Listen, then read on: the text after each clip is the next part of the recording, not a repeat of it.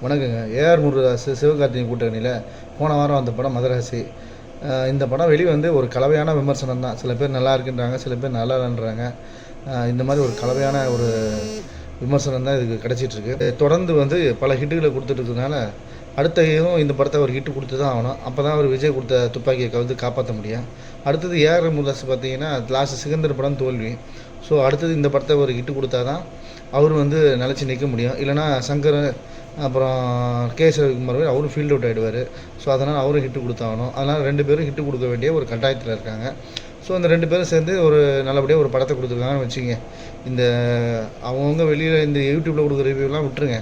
அதுக்கப்புறம் நம்ம இது எப்படி வந்து படம் நல்லா இருக்குது அப்படின்னு நம்ம கணிக்கலான்னா, நாள் என்ன ஒரு கலெக்ஷன் ஆச்சு அதை வச்சு நம்ம பார்த்தோன்னா நம்ம இதை ஓரளவுக்கு கணிக்கலாம்.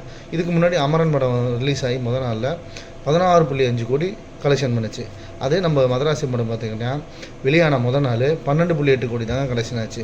ஸோ இதை வச்சு நம்ம பார்க்கும்போது கிட்டத்தட்ட 4 கோடி வந்து கம்மியாக இருக்குது. இது வந்து சிவகார்த்திகேயனுக்கு ஒரு சர்க்கிள்னு சொல்லலாம். ஆனால் ஏஆர் முருகதாஸ் மட்டும் எப்படியாவது இது ஒரு ஆவரேஜான ஒரு வெற்றி படமாக அவருக்கு போய் நிற்கும். அப்போ தான் அவர் அடுத்த படம் எடுக்க முடியும்.